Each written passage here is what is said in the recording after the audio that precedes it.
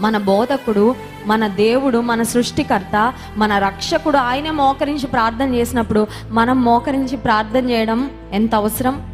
మోకరించి ప్రార్థన చేయడం ప్రతి విశ్వాసి ఎంత ప్రాముఖ్యంగా అలవాటు చేసుకోవాలి. ఈ రోజుల్లో మనుషులకి సుఖానుభవం ఎక్కువైపోతుంది కదండి.